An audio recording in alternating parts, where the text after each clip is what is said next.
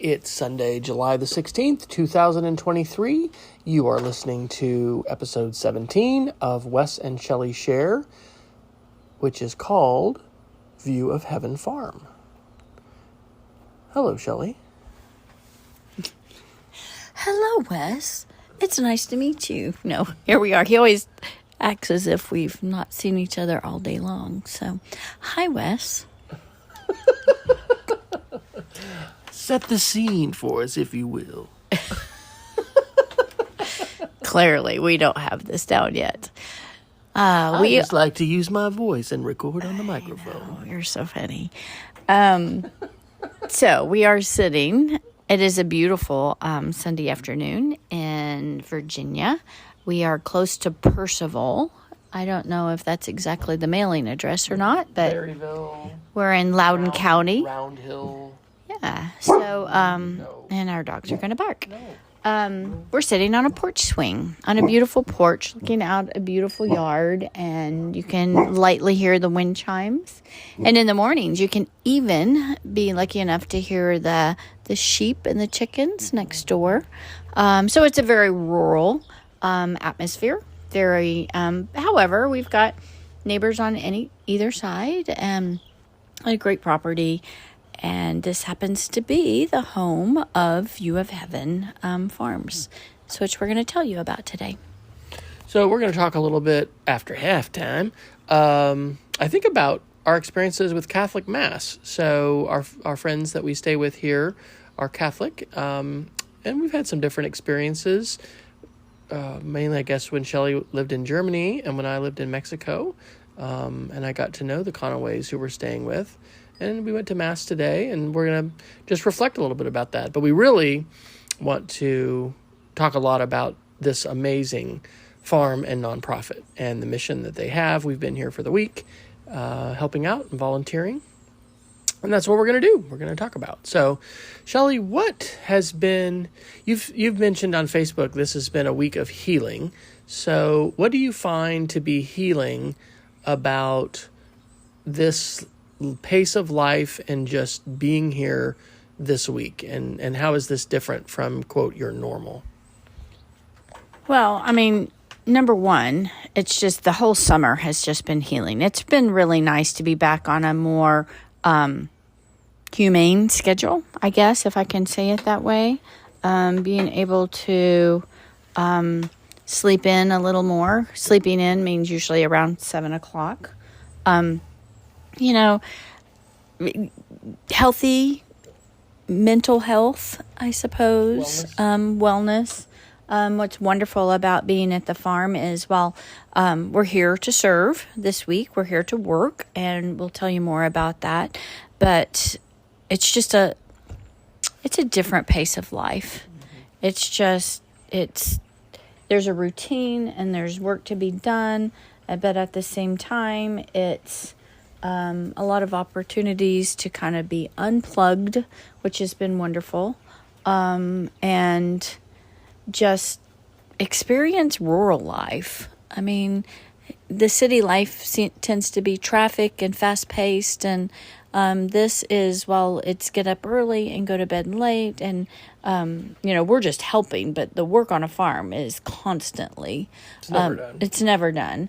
And we've been really glad that we can contribute just in a very small bit, but it's also lovely to just sit and have quiet time as well. Mm-hmm.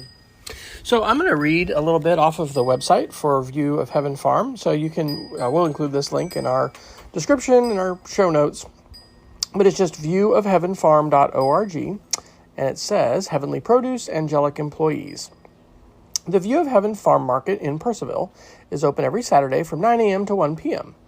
And it gives the address, which is the former Valley Energy Building, and that's actually where the market is as far as being able to sell on the weekend. Although I think they sell some stuff if people want to get it during the week too. It says, our offerings from the farm include leafy greens, herbs, carrots, peppers, kohlrabi, summer squash, onions, and seasonal fruit.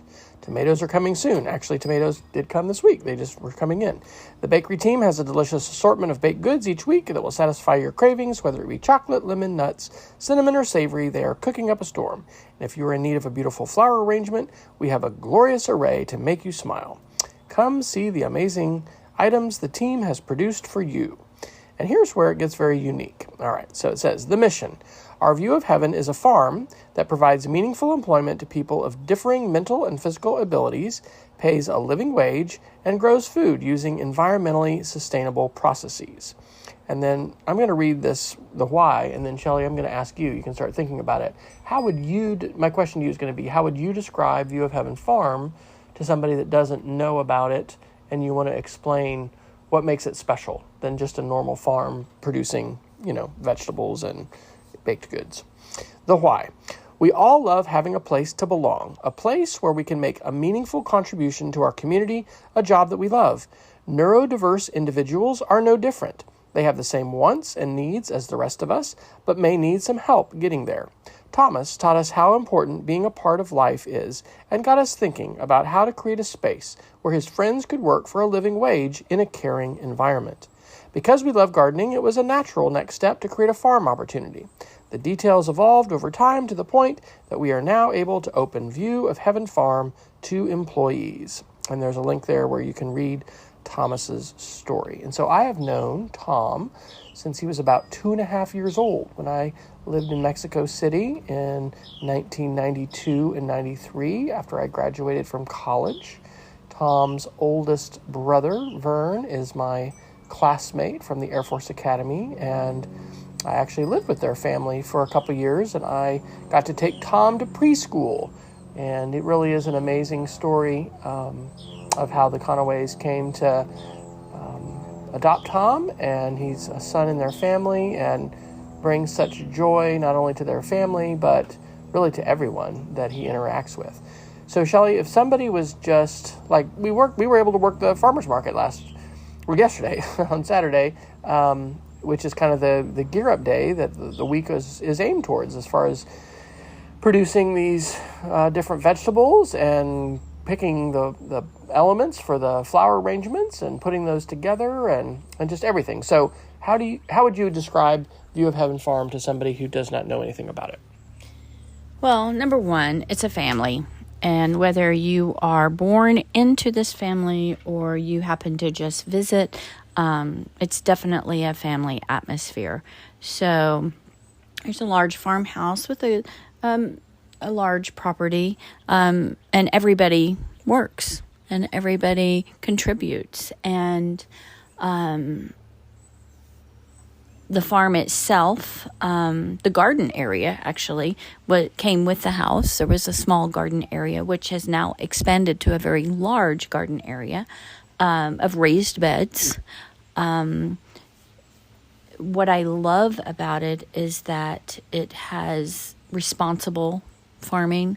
No pesticides. Yeah, they don't use pesticides. Things are recycled.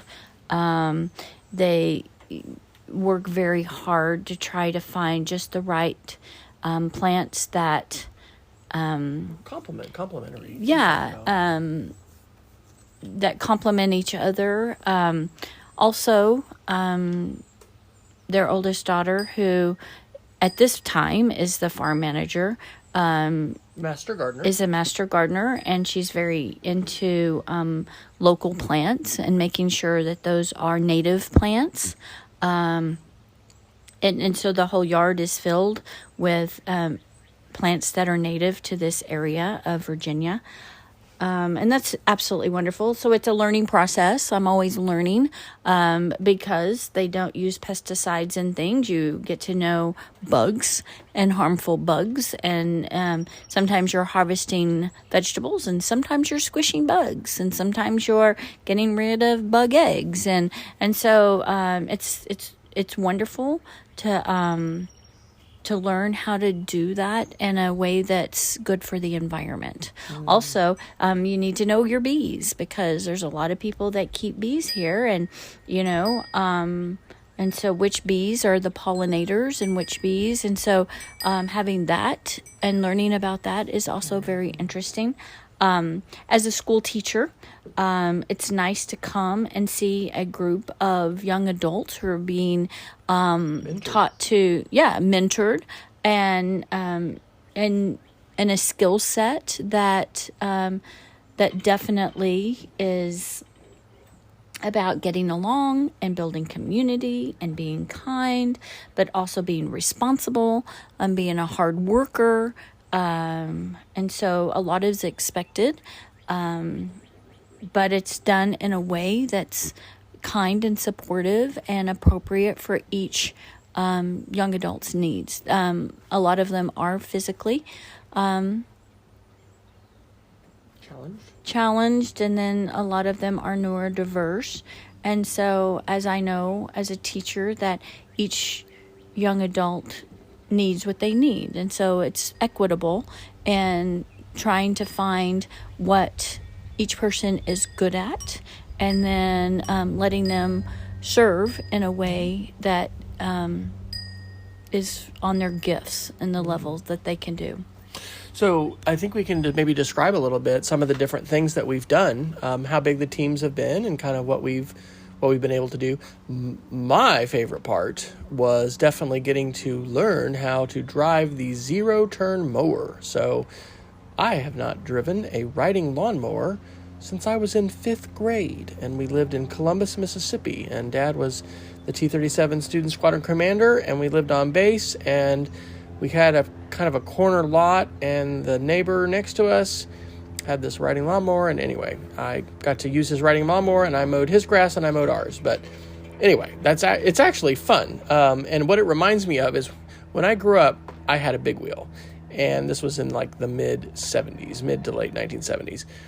But some of my friends had this different thing called a green machine that had these 2 handles, and you would be able to push it forward and back, and that would control the steering. And basically that's what a zero-turn mower is. You've got these two handles, and it was a little bit tricky as you get started. Very, very sensitive. But it was fun. I enjoyed it. And it was actually the most fun I've had doing yard work in a long time. So anyway, I got to do that on Friday. But let's tell a little bit about kind of what we ended up specifically doing. I enjoyed picking green beans with you. We picked a lot of green beans. In fact, I think we're going to take some of them home.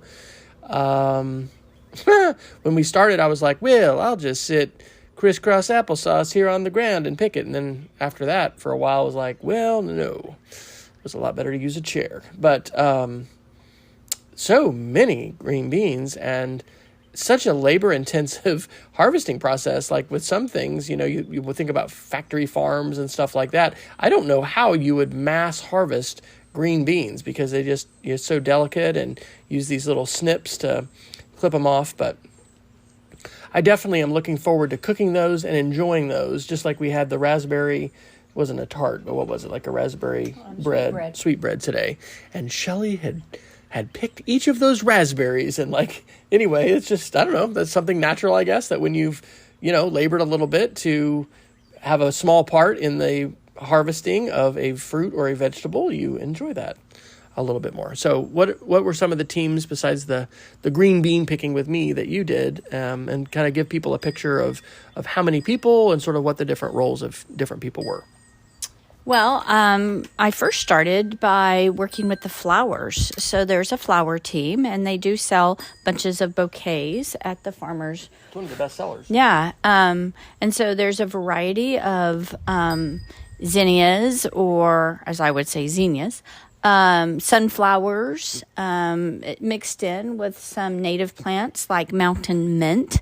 And so what I found amazing was, there's one young lady who kind of is the flower person, and they gave her the opportunity to experiment, to come up with a lot of flowers that would grow in this area, and gave her an opportunity to choose a lot. And so there's quite a few flower beds. And then for the farm, when they're getting the bouquets together, they decide how many bouquets often sell. And so there's a lot of math involved, their target number. And so, whereas personally, if I were building a bouquet, I'd just go out in the flower gardens and start grabbing flowers. But when you're on a farm and you're thinking towards that, you have to be very intentional. Yeah. So we had, pick 24 sunflowers and then 24 mountain mint and 24 this. And, and then we combined so that each flower bouquet had an equal number and arranged anyway, it was just intentional, and I think that's the thing that struck me. Also, making sure that you're not overpicking, because what's there is also very important for the pollinators to continue. And so also not just flowers that you've grown from seed, but using the natural things like mountain mint that grow here that are native to this area. Anyway, it's just absolutely wonderful. And so, they have a couple of the girls, and that's their main job, is to kind of keep an eye out for the flowers and to know how many bouquets they're going to need for that week and how that they go about doing that. And so I learned a lot from Maisie, who had picked out a lot of the flowers. I learned a lot from Tori, who has become kind of a flower and bee expert. And so they're being able to share what they know about what they've discovered, and then also being given the opportunity to be creative and to be in charge of something and have a leadership role, and I think that's been really wonderful. So I really enjoyed working on the flower team. Some of the mobility of some of the members of the team is a little more limited. In fact, one was kind of riding around on a electric scooter. But she was able to help direct us on what to do, and also, count. And we would strip the different flowers and plants, and we learned to trim them if you can in the right spot, because if you trim them right above where there's another branch, I think maybe Maisie taught us this, that or maybe it was Allison, the master gardener, that the plant is able to send more energy to that location, and it is able to regrow, to continue to flower and bloom. So I think that overall, in addition to, of course, having an appreciation for all the work that has to go into a farm and all the contributions that are needed, and just the labor. I mean, it's been hot here too. It was, humidity especially got high later this week. It's also just really driven home the importance of relationships, the importance of relationships among members of the team. It was wonderful for us to be here a little bit longer and be able to work several days. Our dogs were with us. They've done wonderfully. But I love how our golden retrievers, just people get excited and love to love on them. And, our last day, some of them were taking pictures of them and with them. Anyway, it was just really awesome, and everybody needs purpose. Everybody needs to contribute. Everybody needs to have a place where they're known and where they can contribute and where they can be a part of the team. And I mean, there's folks that enjoy being isolated and separated, but I think in general, as human beings, we are really wired for community. And I think that one of the things that we sometimes feel we're missing, and social media plays into this to a degree, is that we can feel isolated and alone and not connected. And so I think that being here on the farm and being a part of the teams and being able to contribute really was rewarding for us. And it was also a reminder of how important it is to find community and to find places where everyone can make a contribution, and I think that is absolutely wonderful what this nonprofit, and they have some grants and some support from some community service organizations, and they're working to become self-sufficient, but they're also paying a living wage to the workers, and that is challenging. And so all of those things, and finding ways, like Shelley said, to do that without pesticides, to be responsible stewards of the environment and of nature, it's just awesome. All right. Any other farm thoughts before we have halftime? I have to say my favorite thing has been and I guess it is living on the farm, but the fireflies, man, each evening, the fireflies come out. And I didn't know that they kind of are in the grass, really. And so we had another time last week when we were at Grandfather Mountain that we really enjoyed the dogs and the dog part and the fireflies. But now even more so, just being able to sit on the porch in the evenings and with the lights out and then watch the fireflies. We have a evening walk that goes kind of back behind the river, next to the river, and there's all these mowed pathways, which are wonderful. So we have a lot of ways that we can walk the dogs or just take an evening walk, but being able to watch the fireflies. It's just magical. It's just absolutely magical. So I have to say that's another one of my big favorites of being on the farm. It's just the fireflies. And I just love how this fills Shelley's soul. And even just working on the flowers and just, it's out of our box, but it's doing things that are really fulfilling and wonderful. Well, and also other things on the farm, it involves mowing, it involves cutting trees back, it involves fixing garden hoses, it involves, there's just right. A lot of just I got to get the chainsaw going today and cut down part of a tree, and that made me feel and that good. Cleaning and clearing out the chicken coop, and basically that's the bathroom of the chickens, all the hay and the straw. So now Wes's shoes have to be washed because he didn't wear his chicken shoes. Wes didn't put on the chicken boots. Anyway, lots of things to learn. Okay, well, we'll have halftime, and then we're going to come back a little bit and reflect on some of our experiences with Catholic Mass and contrasting that with some of the more experiences we've had as being Reformed Protestants.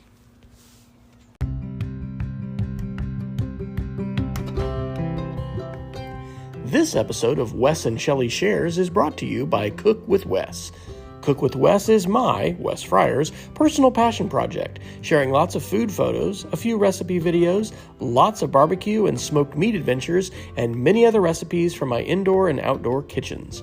You can find all our family recipes on food.wesfryer.com and follow Cook with Wes on Instagram, TikTok, Facebook, and Twitter.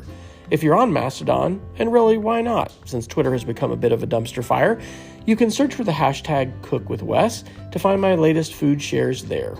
Well, I did start a separate YouTube channel for Cook with Wes, but I've continued to post most of my cooking videos on YouTube on my main channel. You can access the complete playlist at wfryer.me/cook. Thanks for tuning in to Wes and Shelley Shares. I hope to see you on social media on one of the channels for Cook with Wes. All right, we're back from halftime. Today, and we've done this several times because I guess we think maybe we recorded a podcast here earlier this year. Rachel, our youngest, was on a Falcon Scholarship preparing for the Air Force Academy. And she was just about 30 minutes down the road at Front Royal, Virginia, which we learned today is where the Blue Ridge Parkway begins. So maybe tomorrow we will go there, find the starting point of the Blue Ridge Parkway, and we'll drive down there a little bit. We're not going to drive 45 miles an hour the whole way home, probably. But anyway, in moving to North Carolina and thinking about Rachel, the way that all these things lined up, it worked out that the Conaways could be her host family for the past year. And so they are Catholic, and we'll talk a little bit about the service today, or maybe we should go back in time. So service first? Okay. Yeah, All right. Tell us about the service today. Their website is called virginiatrappists.org, and it's called Holy Cross Abbey in Berryville, Virginia. So tell people what it was like, Shelley. Well, what I absolutely love is that it's small, and it's led by the monks that live there, and it's slow, and I mean it's just reflective. It's you're a part of an experience. I love that they sing and chant the scriptures. and a lot of the responses, because we taught in an Episcopal school. It's very similar to some of the liturgy from the Episcopal tradition, which is a Reformed tradition, I guess, of the Catholic Church. No, it's actually not Reformed, No? but it's Anglican, and its descendants. It has the common roots, but it's from England and it's Anglican. Yeah, but it's very similar, and I just enjoy it because it's quiet. You can reflect. It's purposeful. It's familiar. When they read the Bible stories, it's very scripture based. It's in a beautiful place, and the bells. It's very intentional. The bells. It's just it's a really relaxed. I mean, I've been in some of the large Catholic cathedrals and things. It's not that. It's more of a small retreat. It's very much. It's very meditative and contemplative. Yeah. And to talk about the geography, Shelley said it's beautiful. So it's only about 10 minutes from where the farm is, but we have to go up and over the mountain and then down to the Shenandoah River. And so we are in the Shenandoah River Valley. The history, of course, of this area is absolutely wonderful.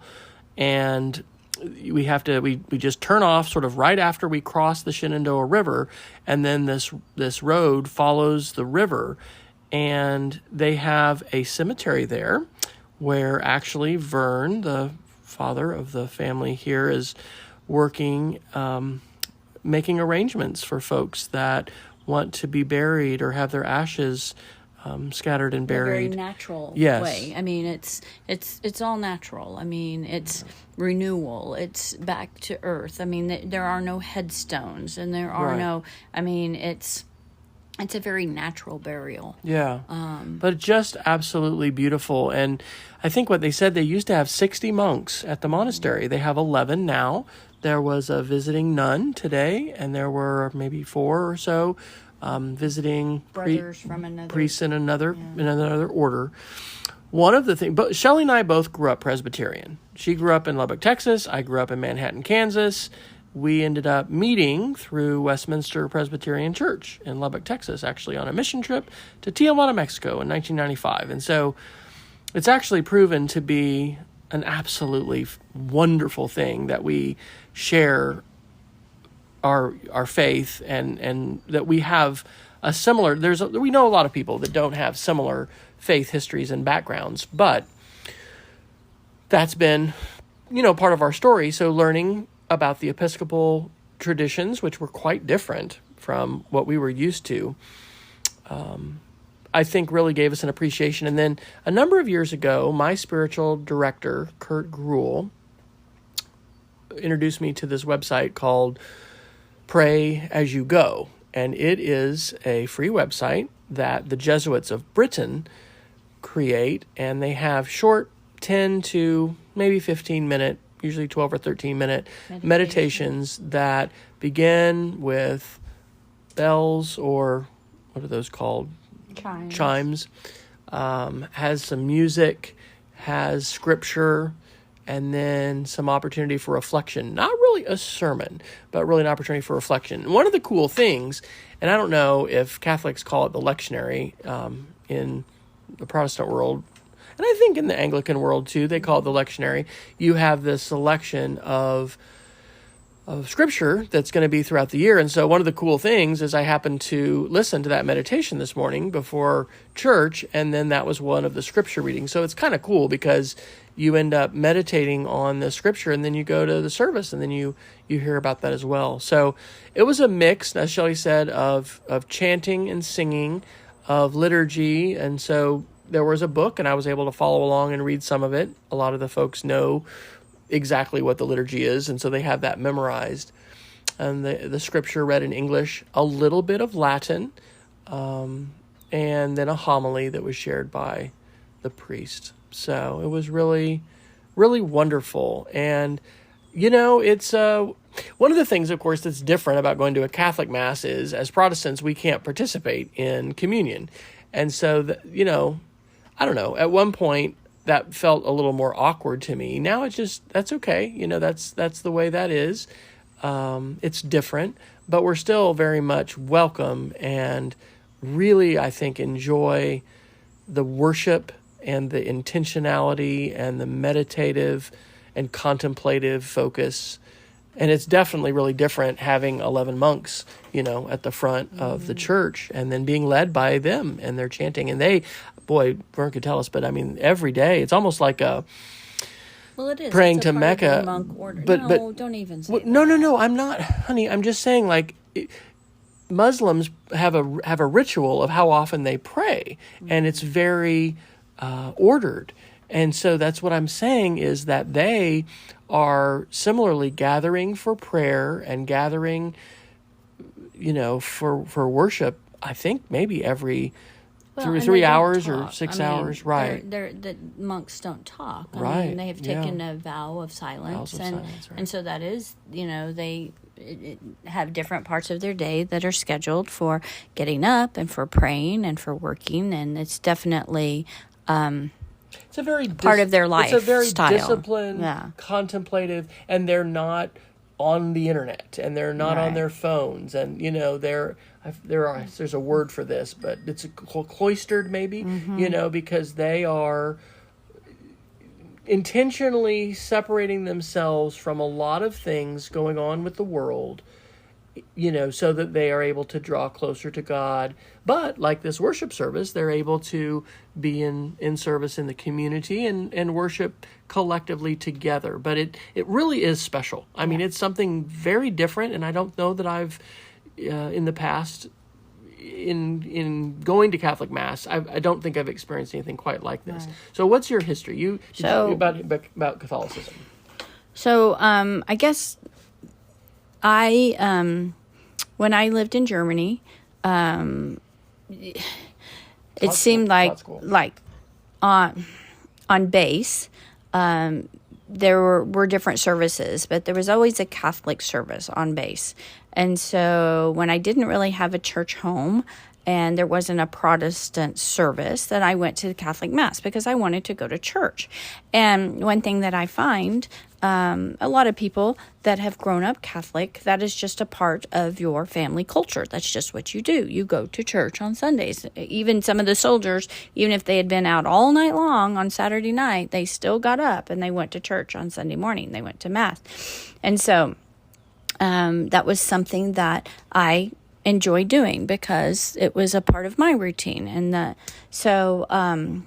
then at one time I was previously married to Adam, and Adam was Catholic. And so, you know, that is something that we kind of navigated. I was Presbyterian and he was Catholic. There were a lot of times we would go to Catholic Mass on Saturday and we would go to church on Sunday mornings. And so we never, for some of you that don't know, Adam had been in the military and we were married just a very, very short time. Adam had non-Hodgkin's lymphoma and he passed away when he was 30 years old. And so it was a very short time, and we never fully navigated what that was going to be for us as a married couple. So, but in the beginning, that's kind of where we were with that. But so when Adam passed away, and his family was from Iowa, and we traveled to Iowa for his services. It was a huge Mass and a huge service. And I don't know, there was just a lot of emotion and feeling tied up with that. So I do have some connection, and some of them are very emotional. And so, you know, sometimes even still, like participating in some of this gives me kind of that lifeline in that connection with him. I don't think I would have ever become Catholic, and I don't know that he would have ever fully become Presbyterian, but I do know that we were able to recognize faith and our belief in Jesus and in his sacrifice and our salvation. So we did come together on that. Wow, I I knew some of that, but I hadn't actually thought about all those connections and those things that service raises for you. My connection, with the Conaways was more just being with their family and going to Mass. I joined a Protestant. It was an English-speaking Protestant congregation when I lived in Mexico, and actually found a scout troop there and found my best friend, Paco, who was an assistant scoutmaster as I was there. But, I spent Christmas that year in Mexico. I didn't go home. And so being able to experience the holidays and experience the liturgies and the traditions, I don't know. I just think there is a lot of value in being able to worship with others in a different tradition. I know that when we were in Oklahoma, in Edmond, in Oklahoma City, there would be some times where we would visit some other churches. And this was when we weren't church shopping, but we would just be, I don't know, curious, or something would happen, or we'd be with some other people. Oh, are you going to another church? Or we would get those kind of questions. But I think that it can be very enriching to have an opportunity, especially with someone's family, to be able to worship and learn about those traditions, and then think about your beliefs. And like Shelley said, I think there's definitely so many different commonalities. The rituals are different, and the beliefs can be different too. I don't want to, minimize those, but there are core beliefs about faith. I think about the mystery of faith, the reality of God, the saving love of Jesus, the call that we have on our lives to follow Jesus and to seek to live like him, and to seek to live lives of intention and not just live in the world and be in the world and be indistinguishable from everyone in the world who is just sort of, living in the consumer society and perhaps not wanting to seek the holy and to, work to try and be better. And I think there's a lot more that we could say about that. But, okay, well, we're going to have to go to have some Mexican food here in a little bit. We got to do a Wanderlink and a Wonderlink. So you want to talk about our Wanderlink, Dirt Farm Brewing? Yeah, one of our things that we did when we first brought Rachel up was went to the Dirt Farm Brewery. It reminds us a lot of Liquid Art, which we love to go out to, and Manhattan, Kansas.